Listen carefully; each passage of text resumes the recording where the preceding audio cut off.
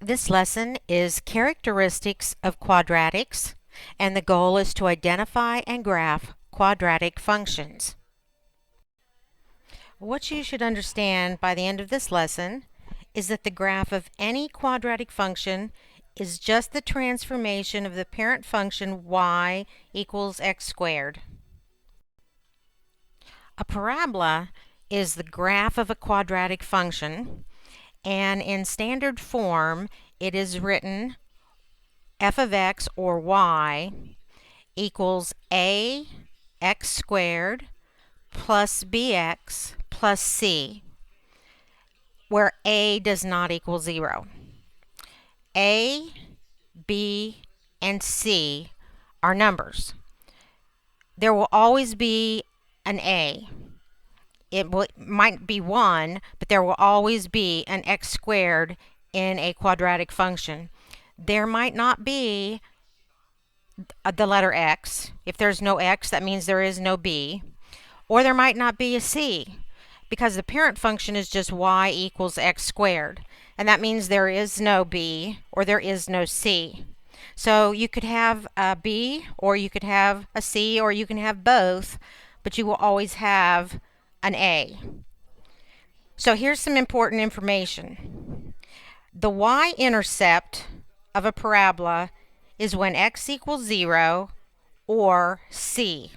So whatever this number is, that is your y-intercept. If you don't have a c, then the y-intercept is 0. That's why when the parent function y equals x squared, the y-intercept is 0. The vertex, which is the lowest point or the highest point if this parabola was upside down. In this case, because this is the parent function, the vertex here, it is a point, so it does have an x value and a y value, and in this case the point is 0, 0, because it is sitting at the origin. Your line of symmetry is the line that cuts the parabola into two separate sections.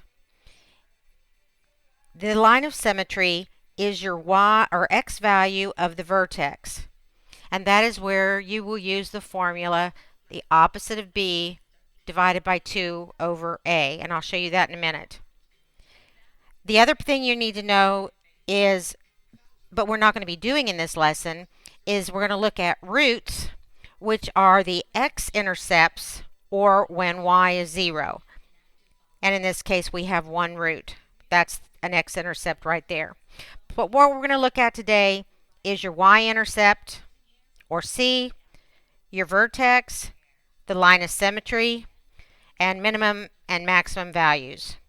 So let's go take a look at those. Alright, so here are the 4 things you need to remember in this lesson today.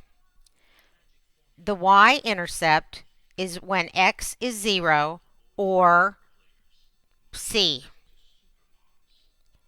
Look at the a x squared plus bx plus c.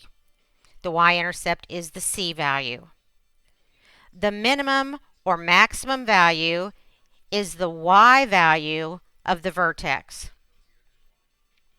To find the vertex point values of a quadratic, you're going to use, to find x, you will use this formula. The opposite of b divided by 2 times whatever a is. And then to find the x value, you'll plug in x, whatever that number is, into the equation. To find the axis of symmetry, you just find the x value of the vertex. So you're just going to use that formula. And when you write the axis of symmetry, you write x equals whatever that number is. So whatever number you get for x, up here, you'll write right in there. So let's take a look at a couple of those before we do today's lesson or today's practice problems. All right, one of the first kind of problems you're going to see is it says, look at the graph. What are the coordinates of the vertex? Well, if you remember, the vertex in this case, because this parabola is upside down, which means that A is negative, we're going to look at the highest point and not the lowest point. So we're going to look at this point right here. Well, we can tell what this point is just by looking at our x value and our y value. So if I look at this, my x value is 0 and my y value is 8. So that's the coordinate of the vertex. It's that point, the highest point of the parabola when it's upside down. This problem says to look at the graph and asks us what is the equation of the axis of symmetry. Well, if you remember, we're going to write it as x equals a number. Well, if they give you a graph, it's really easy. We find the vertex and we're going to use the x value of the vertex. And in this case, it's -4. So x equals -4, and that's the equation of the axis of symmetry. This problem says find the equation of the axis of symmetry for the parabola y equals x squared plus 5x plus 27 over 4. I'm going to write down, so I have it in front of me, the formula for finding x.